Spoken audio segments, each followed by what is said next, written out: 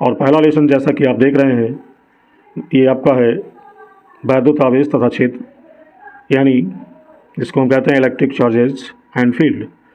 और इसमें हम पहली हेडिंग देखेंगे जो कि आप है आपके सामने वैद्युत आवेश। तो सबसे पहले हम बात कर लेते हैं कि जो इलेक्ट्रिक चार्ज यानी वैद्युत आवेश है, इसकी उत्पत्ति कहाँ से हुई इस शब्द की। तो आपको बता दें कि अब से लगभग 2500 वर्ष पहले, कितने वर्ष पहले, 2500 वर्ष पहले, एक प्रसिद्ध यूनानी दार्शनिक थे जिनका नाम था थेल्स।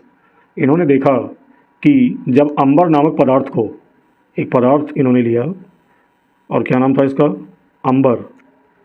अंबर नामक पदार्थ को इन्होंने ऊन से रगड़ा तो देखा क्या, तो देखा इन्होंने उसमें हल्की वस्तुओं जैसे कागज़ के टुकड़े, तिनके इत्यादि को अपनी ओर आकर्षित करने का गुण आ जाता है। ये इन्होंने देखा, परंतु लगभग 2000 वर्षों तक इस बात को कोई महत्व नहीं दिया गया, यानी मामला ऐसे ही चलता रहा। और उसके बाद सन 1600 में इंग्लैंड के डॉक्टर गिलबर्ट ने प्रयोगों द्वारा पता लगाया कि अंबर की भांति अनेक अन्य पदार्थ भी हो सकते हैं, जैसे कांच है, आबनूस है, गंधक है, लाख है आदि ऐसे पदार्थ हैं।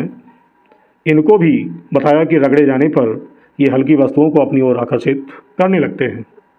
और साथ ही साथ इन्होंने बताया कि इनके इस गुण के प्राप्त कर लेने पर पदार्थ वैद्युतमय कहलाते हैं, यानी इलेक्ट्रीफाइड कहलाते हैं, तथा वह कारण जिससे कि उनमें यह गुण उत्पन्न होता है वैद्युत कहलाता है। क्या कहलाता है?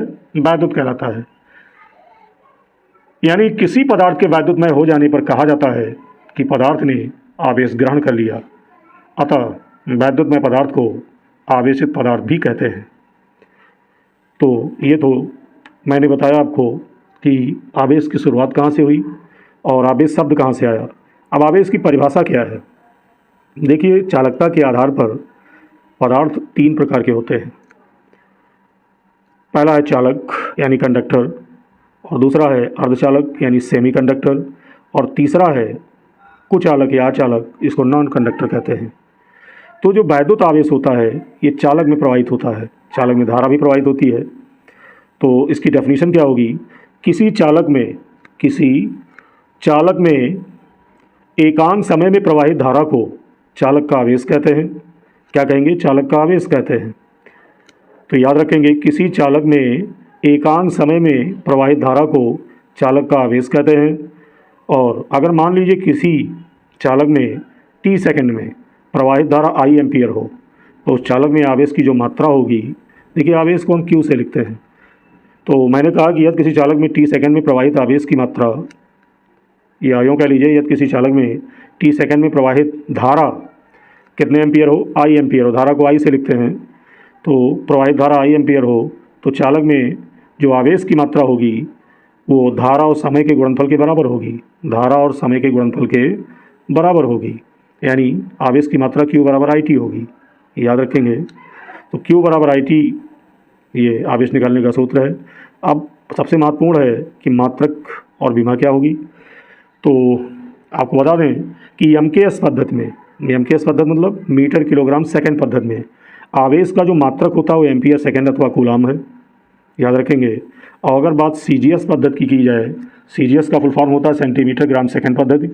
तो CGS पद्धति में आवेश का मात्रक, याद रखेंगे, ये होता है फ्रैंकलिन। क्या होता है? फ्रैंकलिन।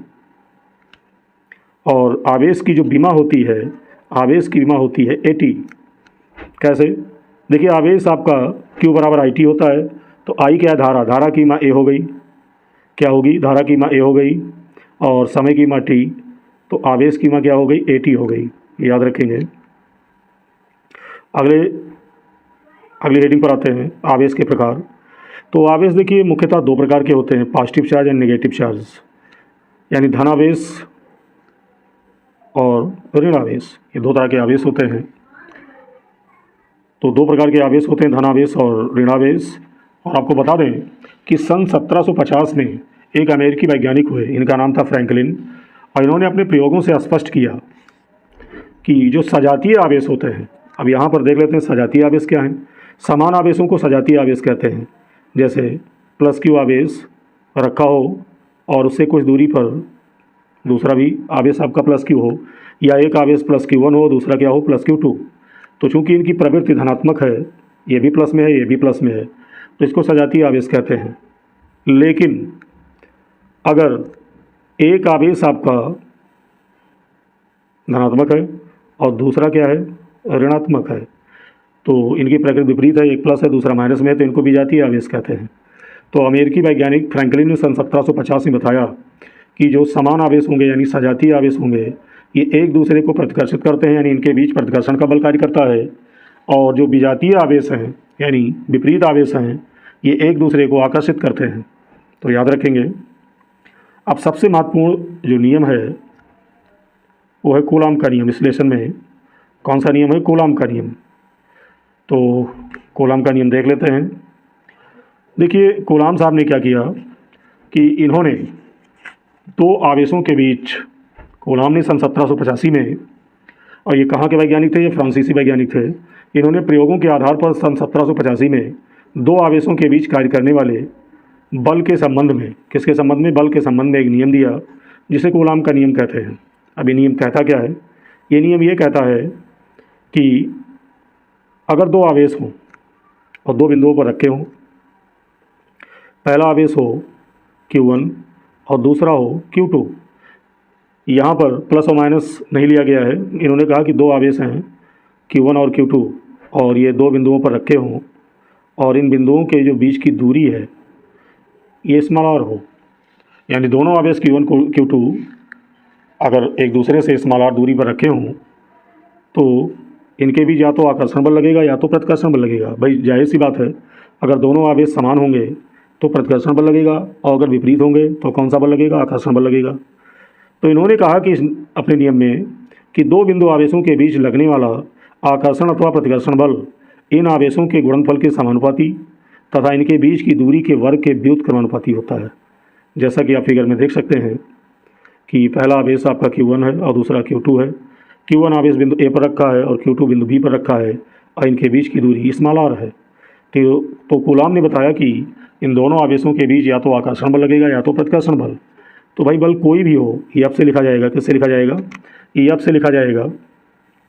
तो इन्होंने बताया कि यदि दो बिंदु आवेश Q1 और Q2 हों और एक दूसरे से स्मॉल r दूरी पर, जैसा कि आप देख रहे हैं दो आवेश है Q1 और Q2 एक दूसरे से स्मॉल r दूरी पर स्थित हों, तो उनके बीच लगने वाला आकर्षण अथवा प्रतिकर्षण बल इन आवेशों के गुणनफल के, इन आवेशों के, आवेश कौन से? Q1 Q2, इनके गुणनफल के समानुपाती होगा। और साथ ही साथ इन्होंने बताया कि इन आवेशों के बीच की जो दूरी स्मॉल r है, इस दूरी के वर्ग के व्युत्क्रमानुपाती होगा। दूरी r के वर्ग के क्या होगा? व्युत्क्रमानुपाती होगा। और इसको समीकरण 2 मान लेंगे। तो इस तरह इन्होंने F समानुपाती Q1 Q2 इसको समीकरण 1 माना और F समानुपाती 1/r² को समीकरण 2 माना और समीकरण 1 और 2 को लेकर देखा कि F का संबंध इससे भी है, F का संबंध इससे भी है, तो दोनों को मिलाकर लिख दिया कि F समानुपाती Q1 Q2/r² होगा। और जब समानुपाती चिन्ह इन्होंने अपना हटाया तो यहाँ पर एक नियतांक रखा, और नियतांक क्या रखा? Small k।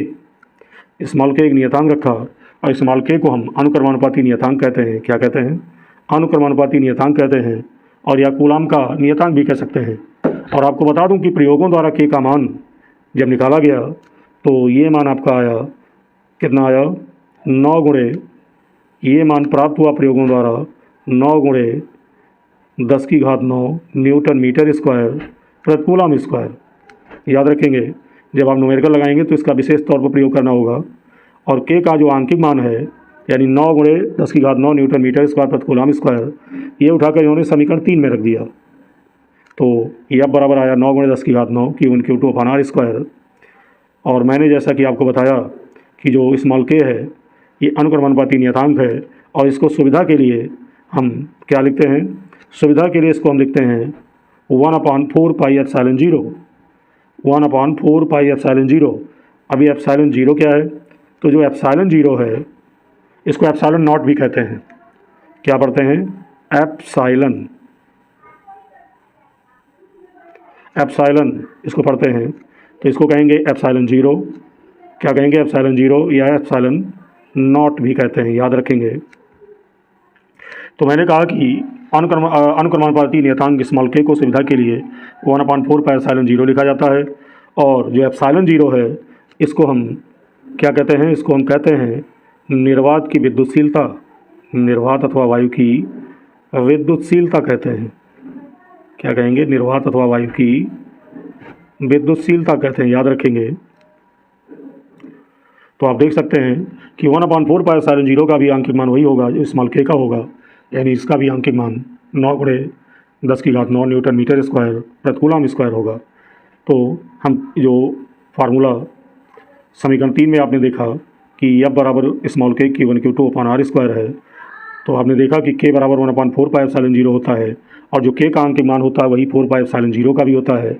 अर्थात कितना होता है, आपके सामने है, ये होता है 9×10⁹ न्यूटन मीटर स्क्वायर प्रति कूलम स्क्वायर। तो स्मॉल k के स्थान पर समीकरण 3 में हम 1/4 पाई एप्सिलॉन 0 लिख सकते हैं। तो ये फार्मूला आपका आया कूलम के नियम से, जो कि काफ़ी इंपॉर्टेंट है। वह F बराबर 1/4 pi epsilon 0 Q1 Q2 upon R square, याद रखेंगे। और मैंने बताया कि एप्सिलॉन 0 क्या है, ये निर्वात की विद्युतशीलता है। अगली हेडिंग पर आते हैं, और अगली हेडिंग है कि एप्सिलॉन 0 का बहुत पूछा जाता है आंकिक मान तथा मात्रक क्या होगा। तो आइए ज्ञात करते हैं। तो जैसा कि आप जानते हैं कि 1/4 पाई एप्सिलॉन 0 का अंकित मान होता है 9×10⁹ न्यूटन मीटर स्क्वायर प्रति कूलम स्क्वायर। और हमें निकालना क्या है, हमें निकालना है एप्सिलॉन 0 का अंकित मान। तो आपने देखा कि 1/4 पाई एप्सिलॉन 0 का मान होता है 9×10⁹ न्यूटन मीटर स्क्वायर प्रति कूलम स्क्वायर। तो इसमें से अगर हम एप्सिलॉन 0 को अलग कर लें तो हो जाएगा 1/4 पाई, और नीचे आ जाएगा 9×10⁹ न्यूटन मीटर स्क्वायर प्रति कूलम स्क्वायर, राइट। अब जो नीचे आप देख सकते हैं कि प्रति कूलम स्क्वायर है, तो प्रति मतलब होता है अपॉन, ये कूलम स्क्वायर ऊपर जाएगा, और जब ऊपर जाएगा तो 1 × कूलम स्क्वायर, और नीचे आपका 4 को हम 9 से मल्टीप्लाई करेंगे तो 36 होगा, यानी 36 पाई × 10⁹ न्यूटन मीटर स्क्वायर बचेगा। ठीक, अब पाई की वैल्यू रख देंगे 3.14, तो आ जाएगा 113.04, और मात्रक होगा कूलम स्क्वायर प्रति न्यूटन मीटर स्क्वायर। और जब हम इसको डिवाइड करेंगे एक को 113.04 से, तो आएगा 0.008846, और इंटू 10⁻⁹ ये आएगा। और पॉइंट अगर हम 1 2 3 अंक दाहिने यानी राइट साइड में ले जाते हैं तो एप्सिलॉन 0 का अंकित मान मिल जाता है। और ये मिल जाएगा आपका, कितना होगा, ये आपका होगा 8.85 × 10⁻⁻12 कूलम स्क्वायर प्रति न्यूटन मीटर स्क्वायर। तो याद रखेंगे। अब बीमा की बात होती है तो कूलम का नियम दोबारा लेंगे। तो जैसा कि आपने पढ़ा, F बराबर होता है 1/4 pi epsilon 0 Q1 Q2 upon R square. और एप्सिलॉन 0 अगर हम अलग कर लेंगे तो 1/4 पाई Q1 Q2 upon F into R square पक्षांतर करके लिख सकते हैं, राइट। अब इसी से हम एप्सिलॉन 0 की बीमा निकालेंगे। तो आप देख सकते हैं कि एप्सिलॉन 0 की बीमा निकालेंगे तो 1/4 पाई की कोई बीमा नहीं होती है, कांस्टेंट वैल्यू है, और आवेश Q1 भी है और Q2 भी है, तो दोनों की बीमा हो जाएंगी 80 और 80, राइट। और नीचे आपका F है बल, तो बल की बीमा आपने पढ़ाई है, mLT पावर होता है -2, और R क्या है, दूरी है, स्क्वायर है, तो L स्क्वायर इसकी बीमा होगी।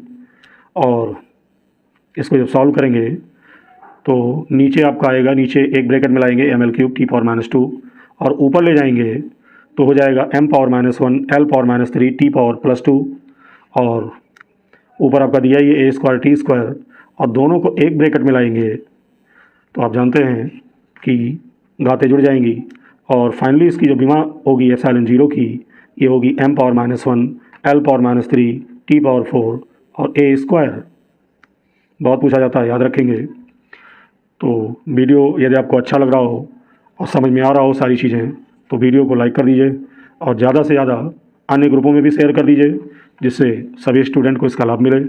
और यदि आप नोट्स बनाना चाहते हैं इजी लैंग्वेज में इसी तरह, तो आप इस नंबर पर व्हाट्सएप पर संपर्क कर सकते हैं, जो नंबर है 9839636563। इस नंबर पर व्हाट्सएप पर आप संपर्क करके इजी लैंग्वेज में नोट्स का PDF प्राप्त कर सकते हैं। आगे चलते हैं।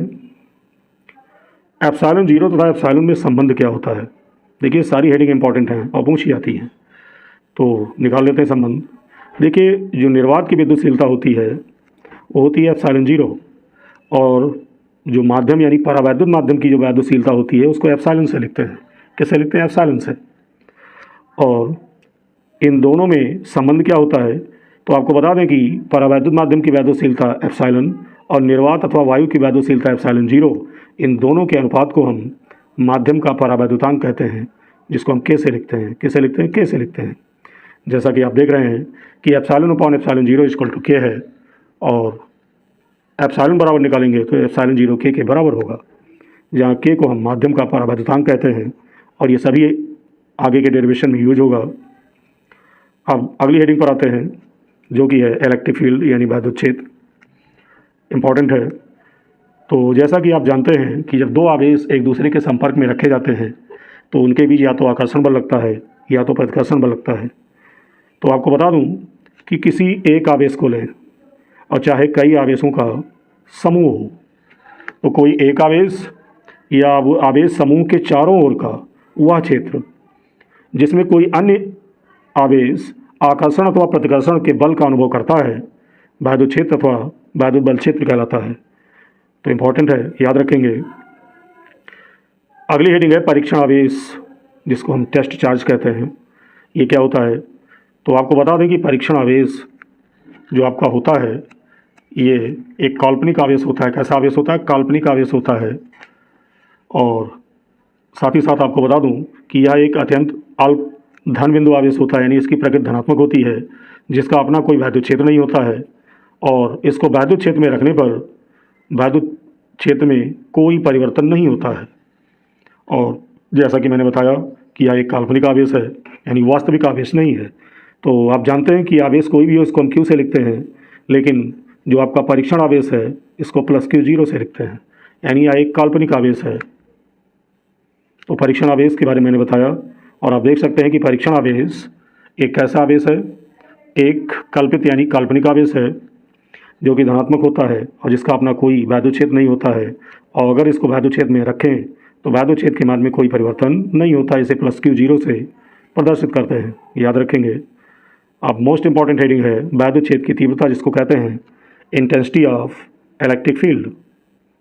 इंपॉर्टेंट है, याद रखेंगे। तो देख लेते हैं इसकी परिभाषा क्या होगी। तो आपको बता दें कि वैद्युत क्षेत्र में रखे, और इसको सरल भाषा में समझ लेते हैं कि अगर मान लो ये इतने पॉइंट में वैद्युत क्षेत्र लग रहा है और इस वैद्युत क्षेत्र में कोई हम धन परीक्षण आवेश रख दें क्यू जीरो, तो इस पर एक बल कार्य करेगा। क्या कार्य करेगा? बल। फिर से समझ लीजिए कि अगर हम वैद्युत क्षेत्र में कोई धन परीक्षण आवेश हम रख दें प्लस क्यू जीरो, तो इस पर एक बल कार्य करता है, जिसको हम वैद्युत बल कहते हैं। तो इस बल और उस परीक्षण आवेश क्यू जीरो, इन दोनों के अनुपात को हम उस बिंदु पर वैद्युत क्षेत्र की तीव्रता कहते हैं। इसको ई से लिखते हैं। किससे लिखते हैं? ई से। तो जैसा कि आप देख रहे हैं कि वैद्युत क्षेत्र में रखे किसी धन परीक्षण आवेश पर लगने वाले बल का मान तथा उस परीक्षण आवेश के मान के अनुपात को हम उस बिंदु पर वैद्युत क्षेत्र की तीव्रता कहते हैं, याद रखेंगे। साथ ही साथ आपको बता दूं कि यदि वैद्युत क्षेत्र में रखे धन परीक्षण आवेश क्यू जीरो पर लगने वाला बल एफ है, तो हम उस बिंदु पर वैद्युत क्षेत्र की तीव्रता की अगर बात करें तो जैसा कि मैंने बताया कि वैद्युत क्षेत्र की तीव्रता का सूत्र होगा E इक्वल टू यानी E बराबर F one Q zero, right. और वेक्टर फॉर्म में इसको लिखेंगे तो आपको बता दूं कि वैद्युत क्षेत्र की जो तीव्रता है जिसको E से लिखते हैं, ये भी आपकी सदिश राशि यानी वेक्टर है, बल भी है। तो जो वेक्टर क्वांटिटी यानी सदिश राशि उस पर तीर का निशान लगाएंगे, तो वेक्टर रूप में होगा vector E equal to vector F upon Q zero. अब इसका मात्रक और बीमा भी पूछी जाती है, तो आपको बता दूं कि वैद्युत क्षेत्र की तीव्रता का जो मात्रक है वो न्यूटन प्रति कूलम है और बीमा है mlt पावर -3 a पावर -1 है, याद रखेंगे। अब आगे एक डेरिवेशन हम देखेंगे जो कि आपके सामने है। क्या है डेरिवेशन? बिंदु आवेश के कारण वैद्युत क्षेत्र की तीव्रता। इंपॉर्टेंट डेरिवेशन है, तो देख लेते हैं इसको। तो आपको बता दें कि मान लिया कोई बिंदु आवेश है और ये आवेश है प्लस क्यू, कहाँ रखा है? बिंदु ओ पर रखा है। तो मान लिया कोई बिंदु आवेश है प्लस क्यू और बिंदु ओ पर किसी ऐसे माध्यम में रखा है जिसका परावैद्युतांक कैपिटल के है। अभी आपको बताया गया परावैद्युतांक के बारे में। तो माना बिंदु ओ पर प्लस क्यू कूलम का आवेश किसी ऐसे माध्यम में रखा है जिसका परावैद्युतांक क्या है, कैपिटल के है। और आप जानते हैं कि इस आवेश के कारण, इस आवेश की बात किया जाए तो इस आवेश के कारण इसके चारों ओर वैद्युत क्षेत्र उत्पन्न हो जाता है। क्या उत्पन्न हो जाता है? वैद्युत क्षेत्र। तो जैसा कि हेडिंग में कहा गया कि बिंदु आवेश के कारण हमें वैद्युत क्षेत्र की तीव्रता ज्ञात करनी है। तो कौन से बिंदु आवेश के कारण? प्लस क्यू आवेश के कारण हमें वैद्युत क्षेत्र की तीव्रता ज्ञात करनी है। तो वैद्युत क्षेत्र की तीव्रता किसी बिंदु पर ज्ञात करेंगे और वो बिंदु मान लिया P है। कौन सा बिंदु है? P। और बिंदु P की बिंदु O से दूरी कितनी है? स्मॉल r है। तो आप देख रहे हैं। तो मैंने कहा कि माना बिंदु O पर प्लस क्यू कूलम का आवेश किसी ऐसे माध्यम में रखा है जिसका परावैद्युतांक कैपिटल K है और बिंदु O से स्मॉल r दूरी पर एक बिंदु P है जहाँ पर हमें वैद्युत क्षेत्र की तीव्रता ज्ञात करनी है। तो इसके लिए हम क्या करते हैं? बिंदु P पर एक धन परीक्षण आवेश रख देते हैं। तो आप देख रहे हैं प्लस क्यू आवेश बिंदु O पर है और यहाँ पर एक धन परीक्षण आवेश है। तो यहाँ कूलम का नियम लगेगा। देखिए, कूलम का नियम हर उस जगह लगता है जहाँ दो आवेश आमने सामने हों और कुछ दूरी पर हों। तो चूंकि दोनों की प्रकृति धनात्मक है, पहला आवेश जो प्लस क्यू है ये भी धनात्मक है, परीक्षण आवेश भी धनात्मक है, तो इन आवेशों के बीच प्रतिकर्षण बल कार्य करेगा। और ये प्रतिकर्षण बल आपका होगा, कितना होगा? ये प्रतिकर्षण बल आपका होगा कूलम के नियम से F बराबर 1/4 पाई एप्सिलॉन 0 के Q0 upon r square. Q1 की जगह पहला आवेश Q हो गया, दूसरा आवेश Q2 की जगह हो गया Q0। तो कूलम का नियम लगाएंगे तो आएगा F बराबर 1/4 पाई एप्सिलॉन 0 के Q0 upon r square, right. और हमें निकालना क्या है? हमें बिंदु P पर वैद्युत क्षेत्र की तीव्रता निकालना है, ठीक। तो मान लिया बिंदु P पर वैद्युत क्षेत्र की जो तीव्रता है, बिंदु P पर वैद्युत क्षेत्र की तीव्रता है, अगर ये तीव्रता हो E, कितनी हो? E हो। तो अभी आपको बताया कि किसी भी बिंदु पर वैद्युत क्षेत्र की तीव्रता का सूत्र होता है E बराबर F अपॉन Q0, E बराबर F अपॉन Q0। तो ये होगा, इसको समीकरण 2 मानेंगे और समीकरण 1 से F का मान यहाँ समीकरण हम किस में रखेंगे? 2 में रखेंगे। तो रख देते हैं, रख दिया यहाँ पर। तो Q0 आपका कैंसिल होगा और फाइनली आपका आएगा E का मान, E बराबर 1/4 पाई एप्सिलॉन 0 के Q अपॉन r स्क्वायर। लेकिन अगर मान लिया कि ये आवेश निर्वात अथवा वायु में रखे हों, तो याद रखिएगा निर्वात अथवा वायु में रखे होने पर परावैद्युतांक का मान सदैव 1 होता है। सदैव क्या होता है? 1 होता है। अब यहाँ पर और भी चीज़ें जान लेते हैं कि निर्वात अथवा वायु के लिए परावैद्युतांक का मान तो 1 होता है, लेकिन अगर धातु की बात किया जाए तो धातुओं के लिए K का मान अनंत होता है। कितना होता है? K की वैल्यू धातुओं के लिए अनंत होती है, राइट। और अगर परावैद्युत की बात किया जाए, कुचालक की बात किया जाए, तो K का मान सदैव 1 से अधिक होता है। 1 से क्या होता है? अधिक होता है। महत्वपूर्ण पॉइंट है, याद रखेंगे, 1 से अधिक होता है, राइट। तो मैंने कहा निर्वात अथवा वायु की बात किया जाए तो K का मान 1 होगा और K का मान 1 रख देंगे तो फाइनली आपका डेरिवेशन होगा, यानी फार्मूला आपका आया E बराबर 1/4 पाई एप्सिलॉन 0 और कितना आया? Q अपॉन r स्क्वायर आया। तो उम्मीद करते हैं समझ में आ गया होगा। आगे आते हैं और महत्वपूर्ण हेडिंग है। तो महत्वपूर्ण हेडिंग है वैद्युत द्विध्रुव, बहुत पूछा जाता है। वैद्युत द्विध्रुव की बात करते हैं तो इसको इंग्लिश में कहते हैं इलेक्ट्रिक डाइपोल। तो उससे पहले आपको बता दूं कि जो आपका वैद्युत द्विध्रुव होता है एक निकाय होता है। क्या होता है? निकाय होता है। निकाय यानी सिस्टम, इसको इंग्लिश में कहेंगे। एक सिस्टम होता है, राइट। और ये 2 आवेशों से मिलकर बना है। एक आवेश माइनस में होता है, दूसरा किस में होता है? प्लस में। और इन दोनों आवेशों के बीच की एक अल्प दूरी यानी छोटी दूरी होती है 2L। क्या होती है? 2L होती है। लेकिन सबसे खास बात यह है कि इन आवेशों की मात्रा अगर बात किया जाए तो दोनों की समान होती है। यानी यहाँ भी अगर 5 कूलम का आवेश होगा तो दूसरी तरफ भी 5 कूलम का आवेश होगा, लेकिन इन दोनों की प्रकृति विपरीत होगी। एक आवेश माइनस में होगा, दूसरा आवेश क्या होगा? प्लस में। तो यहीं से इसकी परिभाषा निकलती है कि वैद्युत द्विध्रुव वह निकाय है जिसमें 2 समान परंतु विपरीत प्रकार के बिंदु आवेश एक दूसरे से अल्प दूरी पर स्थित होते हैं। तो उम्मीद करते हैं समझ में आया होगा। अब वैद्युत द्विध्रुव आघूर्ण की बात करते हैं, ये भी पूछा जाता है। तो वैद्युत द्विध्रुव आघूर्ण क्या होता है? इसको कहते हैं इंग्लिश में electric dipole moment. Electric dipole moment, तो इसको समझ लेते हैं। भाई अभी आपने देखा कि वैद्युत द्विध्रुव जो आपका होता है वो दो आवेशों से मिलकर बना होता है। प्रकृति इनकी विपरीत होती है, एक माइनस में होता है दूसरा प्लस में होता है, लेकिन दोनों की मात्रा अगर हम बात करें मात्रा की, जिसको हम परिमाण कहते हैं, तो क्यों ही होता है। तो वैद्युत द्विध्रुव आघूर्ण की परिभाषा कैसे निकालेंगे। वैद्युत द्विध्रुव के आवेशों में से कोई एक आवेश लेंगे और इन आवेशों के बीच की अल्प दूरी कितनी है 2L, इसको लेंगे। यानी कहने का मतलब है वैद्युत द्विध्रुव के आवेशों में से कोई एक आवेश तथा उन आवेशों के बीच की अल्प दूरी के गुणनफल को वैद्युत द्विध्रुव का आघूर्ण कहते हैं। क्या कहते हैं, वैद्युत द्विध्रुव का आघूर्ण। इसको स्मॉल p से लिखते हैं। किससे लिखते हैं, स्मॉल p से। तो अगर दोनों आवेशों में से कोई एक आवेश ले लें, उनके बीच की अल्प दूरी कितनी है 2L, तो इन दोनों के गुणनफल को हम वैद्युत द्विध्रुव का आघूर्ण कहते हैं, स्मॉल p से लिखते हैं। उम्मीद है समझ में आया होगा। तो जैसा कि आप देख रहे हैं P बराबर आपका होगा Q गुणे 2L, जिसको हम लिख सकते हैं P बराबर 2QL। उम्मीद है समझ में आया होगा। और इसका मात्रक होता है कूलाम मीटर, क्योंकि आवेश का मात्रक होता है कूलाम और L दूरी है, इसका मात्रक मीटर होगा, तो मात्रक इसका होगा कूलाम मीटर तथा विमा होगी LTA। और साथ ही आपको बता दूं कि यह एक कैसी राशि है, सदिश राशि है। कैसी राशि है, सदिश राशि है, राइट। तो उम्मीद करते हैं आपको समझ में आया होगा।